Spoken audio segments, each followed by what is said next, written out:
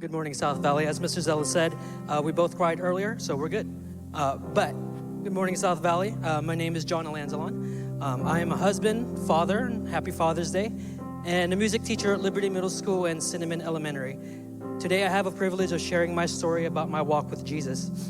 I didn't always walk with him, and I'm still figuring out how to keep up with him. And there are times where I've fallen so far back that Jesus had to come and get me and show me that he wasn't going to leave me behind. My story begins when I was born in the Philippines and born into the Catholic faith. Excuse me. Attending Catholic school and having my first communion. And I can still remember the taste of communion bread with many of my classmates spitting them out and sticking them under the pews like gum. I don't have a lot of memories of going to Catholic masses, but I do remember the standing and the sitting and the kneeling. And as a kid who consistently fell asleep during mass, this interrupted my precious nap time.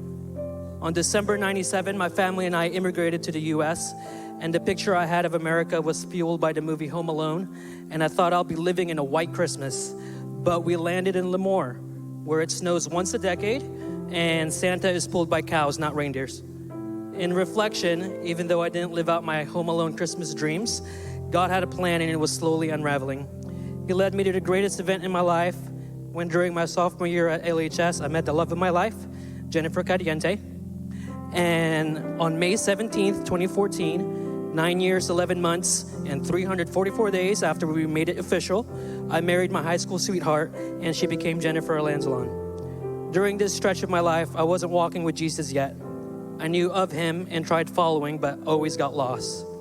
During my elementary and middle school years, we jumped around to different churches and didn't have a church home. At this time, I guess I wasn't Catholic anymore, but I was just following wherever my parents would take us on Sundays. Our first South Valley service was at the LHS auditorium. Why it was at the auditorium, I don't remember, but it did leave a lasting impact on me because of the music. I thought all church music was like Catholic music, and I wasn't too fond of that church music. But God's a funny guy, because when I was studying music in school, he gave me a whole semester studying sacred music, and those were fun times. After our first service at LHS, we came back the next week. And at that time, our services was held at the old worship building because this building wasn't built yet. Excuse me. But still, it was the music that affected me the most. There was a full band with trombones, flutes, trumpets, and a drum set. And as a drummer myself, I couldn't believe that there was a drum set in church. Shortly after, South Valley became our church home, and my three brothers and I participated in all of the young adult activities, like going to camp, doing the overnighters in the kid ministry building, where all we did was play Halo all night, and volunteering for VBS or VBA as it was called back then.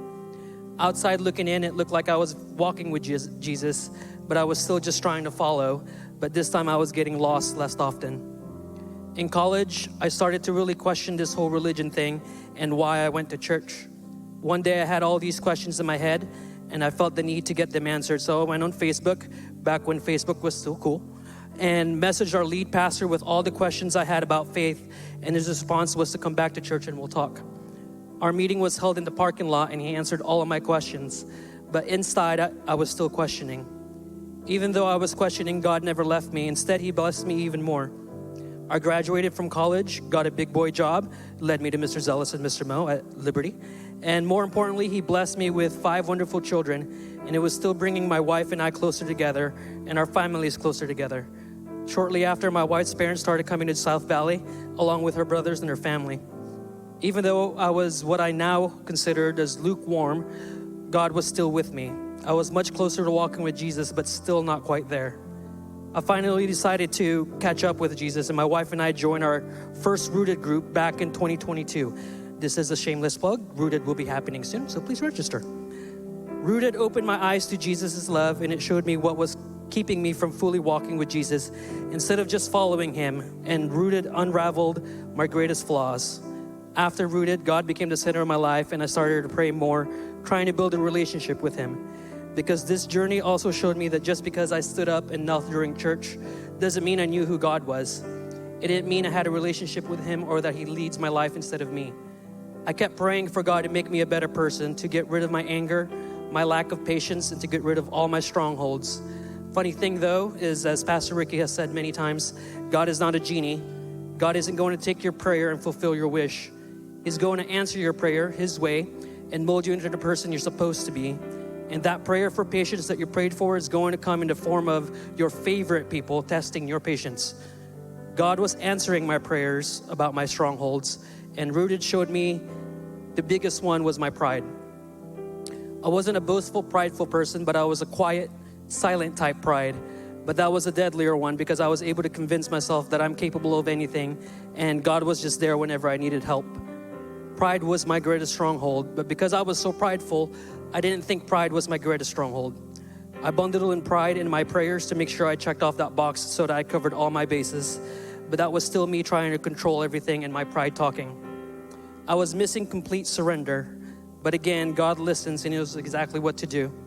That shallow prayer about asking to be less prideful, He heard loud and clear, and His plan to answer that prayer was revealed on October 28, 2026. After what seemed to be a routine colonoscopy to diagnose indigestion and anemia, my world crashed when the doctor told my wife and I that I had colon cancer. I didn't know the stage yet, but the C word was uttered and it was towards me. My prideful self asked, actually I demanded from God the following: why me? Why did you bless me with the best wife and 5 wonderful kids, and now I'm in the cusp of losing it all? I went to church and I volunteered. Why me? After a couple days of despair, I kept hearing His voice and His message through the music. He was speaking to me through music, and my wife and I knew it was Him. It constantly happened that out of the blue, the first song that would come on in the radio when the car turned on would be Mighty Name of Jesus, and the song was everywhere. In the song, one lyric struck out to me: no scheme could ever undo God's plans, no matter the circumstance. You may be saying, oh, it's in your playlist, but I did say radio, so that was Caleb, and I had no control of what song would come next. And this is when I started to feel Jesus turning around, reaching His hand and telling me to walk with Him. This also made me turn to what I wasn't doing before, and I was actually reading His Word. Pastor Ricky did all the reading, and I just listened on Sundays. But God's already spoken, and I wasn't listening. In the hospital, after successful surgery of removing the tumor, I was laying in my hospital bed, and I felt God tugging in my heart to talk to my parents and my in-laws. Deep down, this was my greatest hurdle that kept me fueling my own pride. Deep down, I used my parents and my in-laws to make excuses for any unfortunate circumstances in my life. God tugged in my heart to have these conversations and to let my pride go, and I did. I asked my wife to invite them to the hospital after being insistent on not having any visitors, and we had very emotional conversations, so emotional that nurses had to check my heart rate all the time. God again was answering my prayers in the only way He can. In the Rooted book, pride is called the mother of all sins, and it takes God to get rid of it. He broke me down to build me up, and even though I'm still learning how to fully surrender, I'm comforted through His Word. John 16:33 says, I have said these things to you, that in me you may have peace. In the world you will have tribulation, but take heart, I have overcome the world. God's not done with me, and He still has plans. Thank you.